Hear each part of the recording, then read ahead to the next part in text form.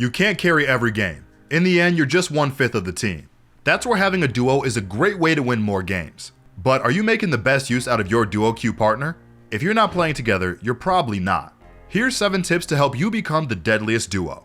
A common theme throughout today's video is, don't be selfish and set each other up for success. And that's very much true for our first point.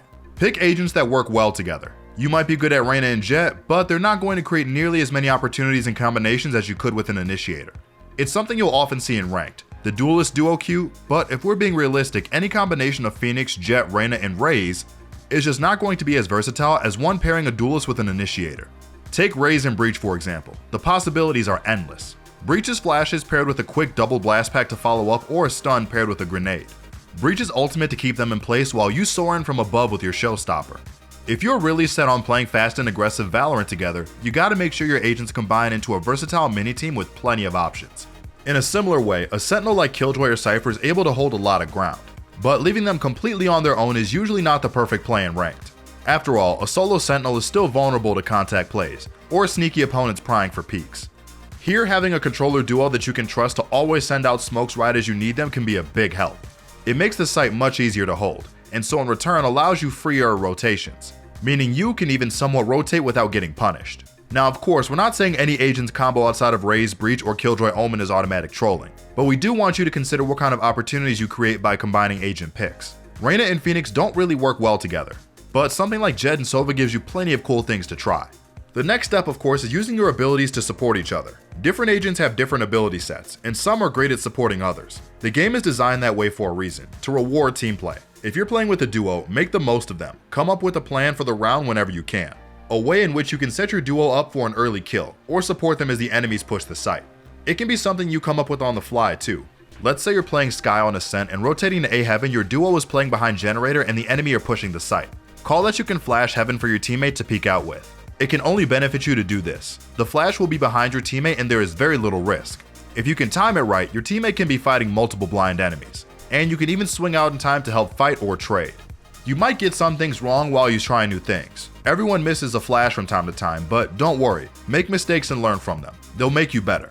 And of course, there's always Gecko's flash, which doesn't blind teammates.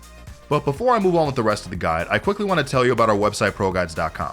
If you're interested in high-level courses from the best pros in the scene, if you want to check out our all-encapsulating bootcamps to quickly help you improve, or if you enjoy personalized one-on-one coaching to make sure you're on the right track to rank up, why not try out our $8 a month ProGuides subscription?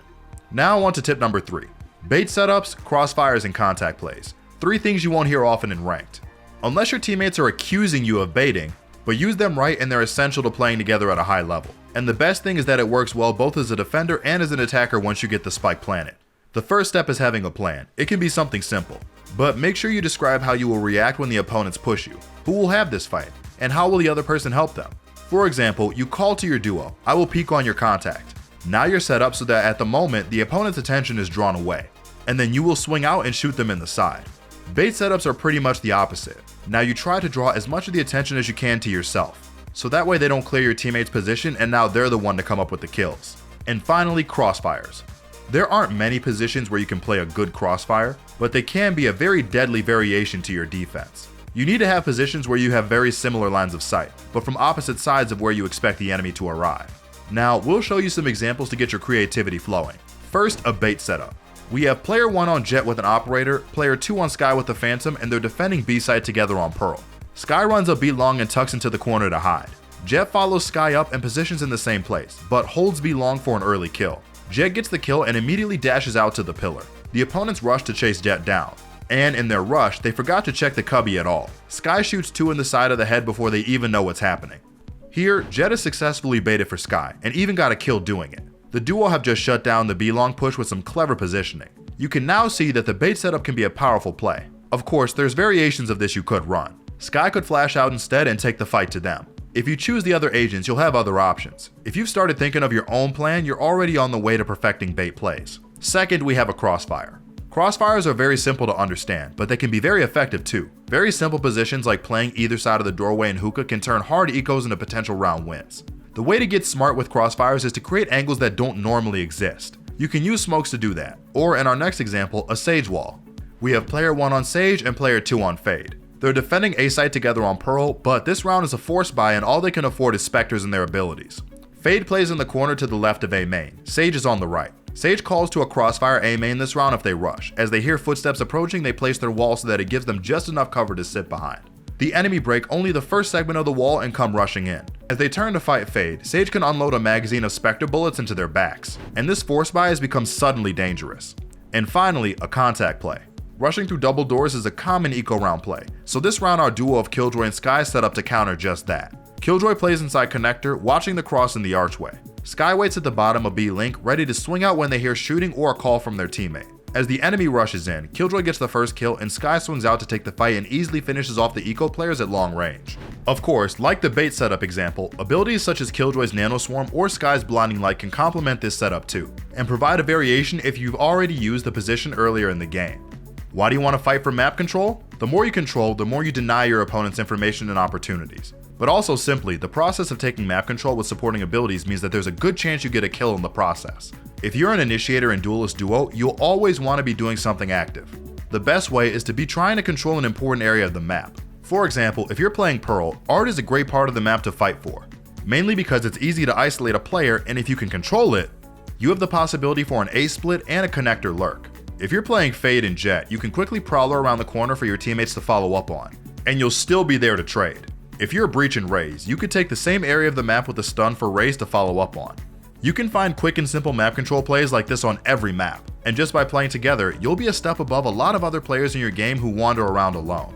There's always a bit of a mob mentality in ranked teams. Once someone starts getting negative, it can quickly go downhill. It can be difficult to get the team to follow a plan, especially when you've started off badly. Having a teammate who can voice their support for any plans you make and vice versa can mean that you can quickly influence the team's mood, but also make them more likely to follow along. It's a simple case of positive affirmation, and it makes a big difference. It's a common problem that duos will communicate in private voice chat outside of the game, and that lack of leadership can bring the mood down and be hard to recover from. Whenever there is a plan called, get behind it and say, yeah, let's do it. Do this with your duo regularly in game, and that enthusiasm can convince your teammates to join in with the plan. This last tip is undoubtedly the best thing about having the same teammates regularly. You can fix the things that go wrong. So oftentimes in ranked games, you'll solve a problem only to have to solve that same problem again and again with new teammates. You and your duo will make mistakes, but being able to learn from those mistakes together and implement your solutions in future matches can quickly set you apart from your opponents, and it will have you climbing the ranks. Just having someone to talk things through with and to discuss your solutions will help you learn. It's always better to discuss, and you'll improve as a player by going through that process.